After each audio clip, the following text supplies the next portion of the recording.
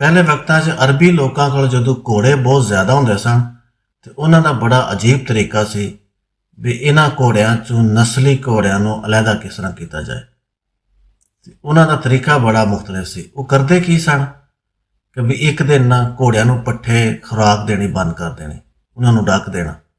ਦੂਸਰੇ ਦਿਨ ਉਹਨਾਂ ਇਸ ਤਰ੍ਹਾਂ ਕਰਨਾ ਕਿ ਭਈ ਸਾਰਿਆਂ ਘੋੜਿਆਂ ਨੂੰ ਮਾਰਨਾ ਸੋਟਿਆਂ ਨਾਲ। 2 ਦਿਨ ਬੰਦਿਆਂ ਵਿੱਚ ਵੜ ਜਾਣਾ, ਸਾਰਿਆਂ ਘੋੜਿਆਂ ਨੂੰ ਚੰਗੀ ਫੈਂਟੀ ਲਾਣੀ। ਥੋੜ੍ਹੀ ਦੇਰ ਤੋਂ ਬਾਅਦ ਨਾ ਉਹਨਾਂ ਦੇ ਅੱਗੇ ਪੱਠੇ ਪਾ ਦੇਣੇ। ਇਸ ਤਰ੍ਹਾਂ ਘੋੜੇ ਨਾਲ 2 ਹਿੱਸਿਆਂ ਤਕਸੀਮ ਹੋ ਜਾਂਦੇ ਹਨ। ਕੁਝ ਘੋੜੇ ਜਨਾਬ ਅੰਨ੍ਹੇਵਾਹ ਪੱਠਿਆਂ ਨੂੰ ਦੌੜਦੇ ਤੇ ਪੱਠੇ ਖਾਣ ਲੱਗ ਜਾਂਦੇ ਹਨ, ਤੇ ਅੱਧੇ ਘੋੜੇ ਸਾਈਡ 'ਤੇ ਹੋ ਕੇ ਖਲੋ ਰਹਿੰਦੇ ਹਨ। ਜਿਹੜੇ ਪੱਠੇ ਖਾ ਰਹੇ ਸਨ ਨਾ, ਉਹ ਸਨ ਜਨਾਬ ਬੇਨਸਲੇ ਘੋੜੇ।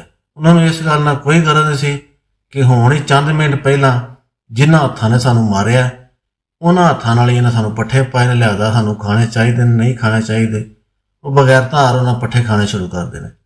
ਜਿਹੜੇ ਨਸਲੀ ਘੋੜੇ ਹੁੰਦੇ ਹਨ, ਉਹਨਾਂ ਸਾਈਡ 'ਤੇ ਖਲੋ ਜਾਣਾ, ਨਾ ਪਾਣੀ ਪੀਣਾ, ਨਾ ਉਹਨਾਂ ਪੱਠੇ ਖਾਣੇ।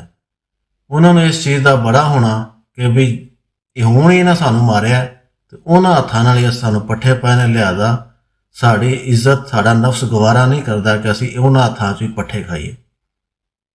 ਤੇ ਅੱਜ ਕੱਲ੍ਹ ਦੇ ਦੌਰ ਵਿੱਚ ਵੀ ਬਦਨਸਲੇ ਬੰਦੇ ਤੇ ਨਸਲੀ ਬੰਦਿਆਂ ਦੀ ਪਹਿਚਾਣ ਕਰਨੀ ਬਹੁਤ ਜ਼ਿਆਦਾ ਮੁਸ਼ਕਲ ਹੋ ਗਿਆ। ਬਦਕਿਸਮਤੀ ਨਾਲ ਇਸ ਦੌਰ ਵਿੱਚ ਬਦਨਸਲੇ ਬੰਦੇ ਜ਼ਿਆਦਾ ਨੇ ਤੇ ਨਸਲੀ ਬੰਦੇ ਘੱਟ ਨੇ।